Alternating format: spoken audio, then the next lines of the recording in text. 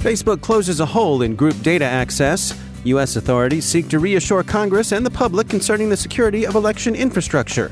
Disinformation remains a challenge, however, as the U.S. prepares for the 2020 elections. Criminals catch Potomac fever as they use politicians' names and likenesses as an aid to distributing malware. Kaspersky outlines the now-shuttered Dark Universe campaign.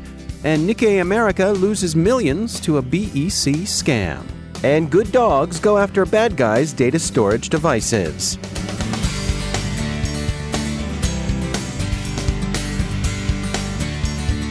And now a word from our sponsor, Observit. The greatest threat to businesses today isn't the outsider trying to get in, it's the people you trust, the ones who already have the keys. Your employees, contractors, and privileged users. 60% of online attacks are carried out by insiders. To stop these insider threats, you need to see what users are doing before an incident occurs. Observit enables security teams to detect risky user activity, investigate incidents in minutes, and effectively respond. With Observit, you know the whole story. Get your free trial at observit.com/cyberwire. That's observe, the letter I, the letter T.com/cyberwire. And we thank Observit for sponsoring our show. Funding for this CyberWire podcast is made possible in part by McAfee, security built by the power of harnessing 1 billion threat sensors from device to cloud, intelligence that enables you to respond to your environment, and insights that empower you to change it. McAfee, the device-to-cloud cybersecurity company. Go to mcafee.com/insights. From the CyberWire studios at Data Tribe, I'm Dave Bittner with your CyberWire summary for Wednesday, November 6, 2019. Facebook, which has been working to rein in developers' access to data, has found that an oversight in its Groups app gave video streaming and social media management app developers access to private group member data like names and profile pictures. About 100 developers, Facebook said in an announcement it posted yesterday, had retained access to this information. With privacy upgrades the social medium had instituted in April of 2018, a group admin should have been able to authorize an app developer to receive only such information as the group's name, the number of users in the group, and the content of the posts within that group. Users, that is, group members, would have had to opt in to provide access to more personal information like profile pictures and names. Facebook is cleaning up this oversight. While the 2018 changes were a response to privacy concerns raised by such incidents as the Cambridge Analytica scandal, stopping all the holes is obviously more difficult than Facebook had expected. The incident is regarded as a bad look for Facebook as it prepares for future rounds of privacy scrutiny, but the company says it's convinced the relatively small number of developers who had the unintentional access didn't abuse it. Some of that coming scrutiny is set to occur in a California court as the state petitions for more information on the company's privacy enhancements. At issue are internal documents which Reuters says pertain to what was called the switcheroo plan, under which Facebook documents divided app developers into 3 buckets: existing competitors, possible future competitors, or developers that we have alignment with on business models. So the suspicion is that the company undertook anti-competitive steps under the guise of enhancements to privacy and user experience. California's Attorney General has this morning petitioned the San Francisco Superior Court to compel Facebook to comply with subpoenas for such documents. Yesterday, the U.S. Departments of Justice, Defense, and Homeland Security joined the Director of National Intelligence, the FBI, NSA, and CISA to reassure Congress and the public that unprecedented security measures were in place to protect U.S. elections. They warned that Russia, China, Iran, and other foreign malicious actors were expected to attempt active interference in the 2020 U.S. elections. Some of those measures were on display in yesterday's off-year elections some states held, as state and county election authorities tested new equipment and assessed their security. There have been no reports of effective attacks against this week's vote. FireEye CEO Kevin Mandia sees the cooperation U.S. federal and state agencies are talking about as likely to be successful. He's encouraged by the collaboration among voting device manufacturers and election and security authorities. But disinformation is a different matter. Mandia told CNBC's Mad Money that the biggest problem with election security isn't hacked voting machines, but rather misinformation disseminated over social media. He said that he was confident that voting machines would be secure during the voting. "I'm not worried about vote count," he said, adding, "I'm more worried about those influence operations that you don't even know are happening to you." Cyber Reason conducted an exercise yesterday in which two teams, red and blue, attackers and defenders, simulated a campaign to disrupt an election in ways that would affect its outcome. The attackers did so not by attempting to manipulate vote counts or directly affect voting machinery itself. Instead, they focused on spreading disinformation designed to suppress voter turnout or confuse election officials into disallowing votes.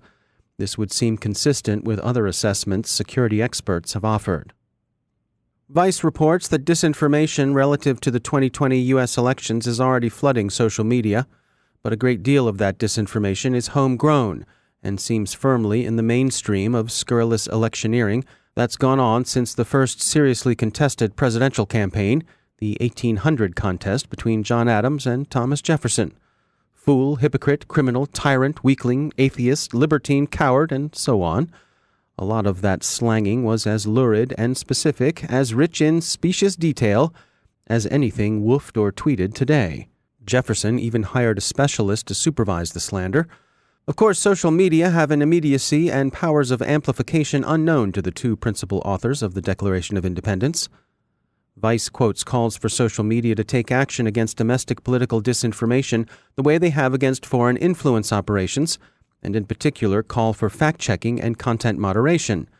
But the success Facebook and other social media have enjoyed against foreign influence campaigns has come through culling them for coordinated inauthenticity. Moderating the content of political speech, as popular as this idea seems to have grown, presents some obvious problems with respect to civil liberties.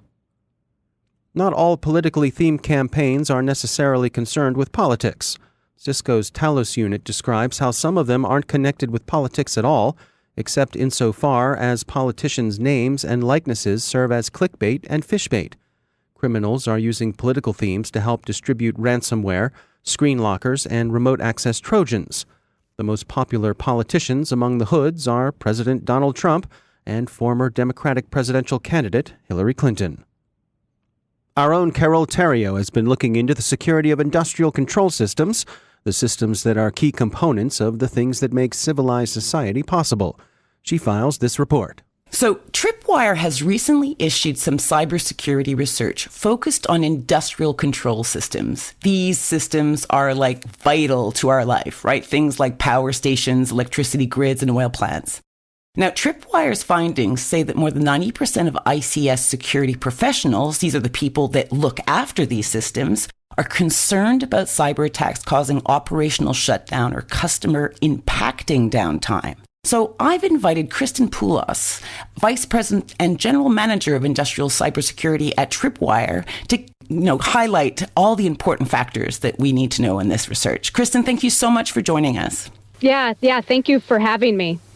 Now, did I say your last name correctly? It's Poulos. You were very close. Okay, Poulos. I'm very sorry. Tell you what, Kristen, I think I was brought up in Canada, right? And I think that my hard Canadian living, my childhood would prepare me to be completely cut off. But I think even in a place temperate as the UK, where I live now, it would be a total nightmare if some critical infrastructure went down. Yeah, it's incredibly scary to think about the potential out there.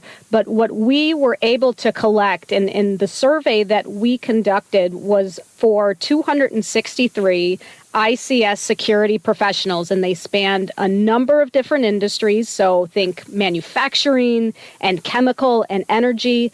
And while they certainly showed a definite concern around cyber attacks and how that could negatively impact their way of life and safety and quality and the productivity of their operation, we did find that a lot of them had started making investments in ICS cybersecurity, and that was really promising to see. So what seems to be the problem? What do you think? Why are half of them feeling that their current investments aren't enough?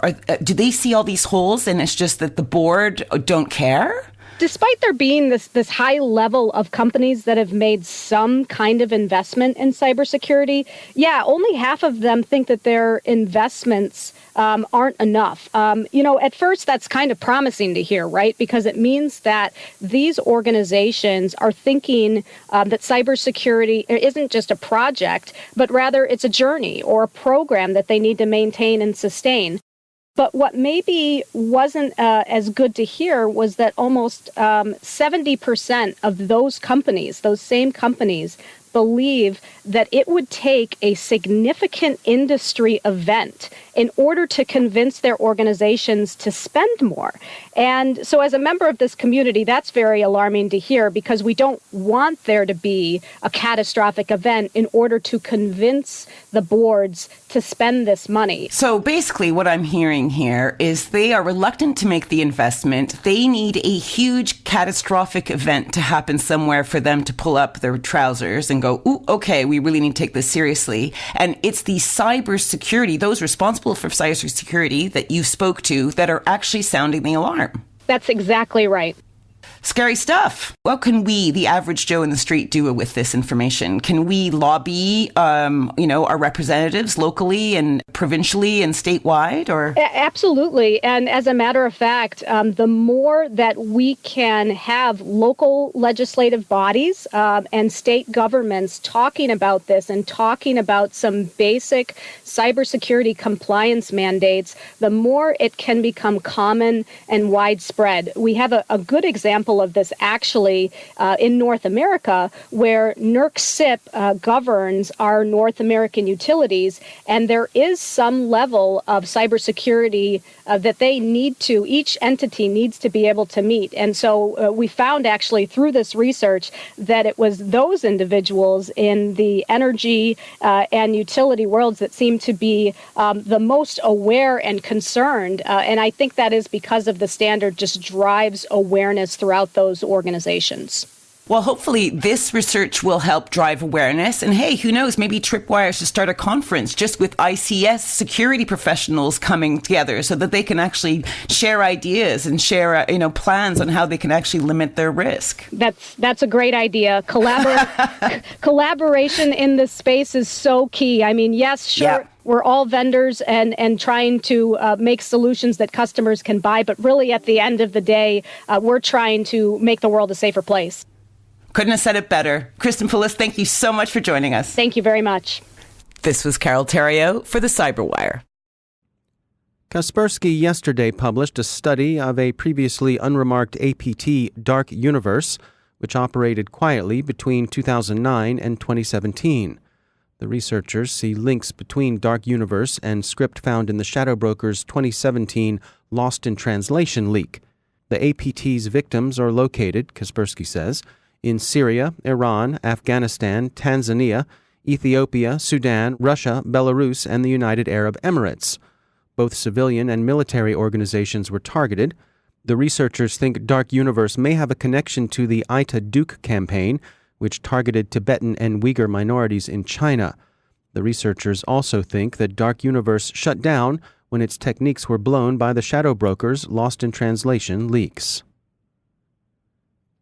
Finally, here's a BEC scam pricey enough to send shivers down the back of any CFO. Nikkei America, the New York-based subsidiary of Japan's Nikkei Media Group, acknowledged late last week that it had acted on instructions received in a business email compromise scam to transfer $29 million to a fraudster account. And now a word from our sponsor, ThreatConnect. Designed by analysts but built for the entire team, ThreatConnect's intelligence-driven security operations platform is the only solution available today with intelligence, automation, analytics, and workflows in a single platform. Every day, organizations worldwide use ThreatConnect as the center of their security operations to detect, respond, remediate, and automate. With all of your knowledge in one place, enhanced by intelligence, enriched with analytics, driven by workflows, you'll dramatically improve the effectiveness of every member of the team. Want to learn more? Check out their newest book, SOAR Platforms. Everything you need to know about security, orchestration, automation, and response. The book talks about intelligence-driven orchestration, decreasing time to response and remediation with SOAR, and ends with a checklist for a complete SOAR solution. You can download it at threatconnect.com/cyberwire. That's threatconnect.com/cyberwire. And we thank Threat Connect for sponsoring our show.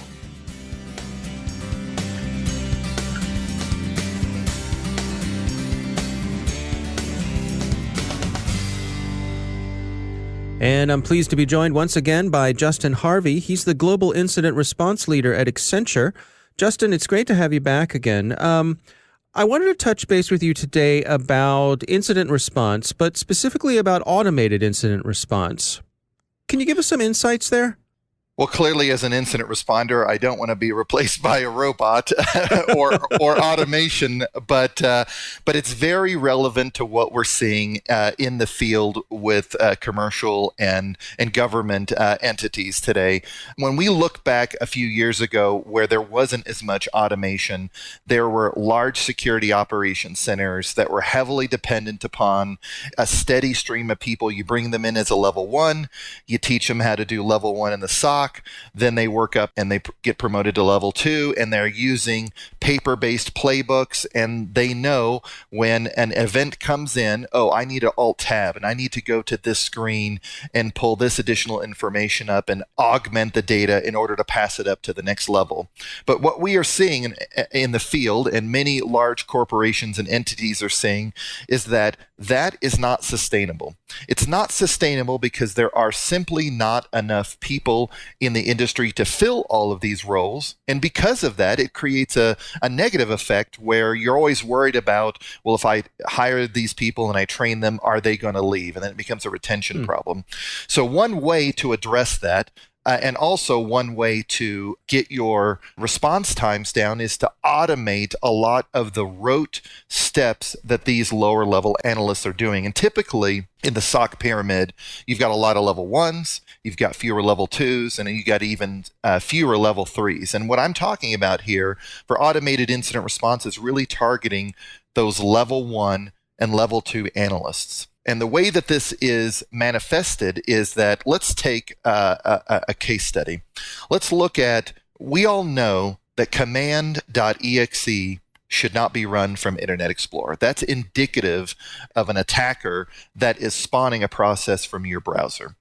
Well, if you haven't automated your SOC, that alert that comes through into your SIEM might say command.exe has been spawned from a browser, and it would require a human to look through their list of alerts, find that alert, and then take action on it. And that action could be an additional investigation.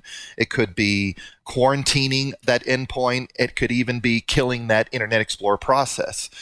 But what automation enables us to do is put together quite a few rules, if you will, that when the automation piece of the SIEM sees that inbound alert, it will automatically trigger based upon a set of conditions and do the quarantining or take care of the killing the process or even inserting a rule into a firewall. And then the higher level security operations center workers can just look at the results of those automation steps. In that particular case, is this a matter of the automation sort of buying you time, where it reports to you and says, hey, we noticed this thing, I did these things, now it's time for you to check it out and see what's actually going on here? Dave, that is a very astute point. It is critical that humans are always overlooking the automation. We can't ever assume that automation is going to take care of everything. There are still certain conditions where automation can either break or not quite do the job. So it's very important for higher level security operations center workers to check the work of the automated incident response and verify that it, in fact, A, it did what it's supposed to do, and B, why did it do that? Why did command.exe spawn from a browser? And so you're right. It does buy you time in order to stop an adversary, because the adversary is going to say, well, my command.exe was killed. What else can I do? And they might try some other steps that might not be covered under the automation. So it's very important to be able to have experienced incident responders look over the roll-up data. All right. Well, Justin Harvey, thanks for joining us. Thank you.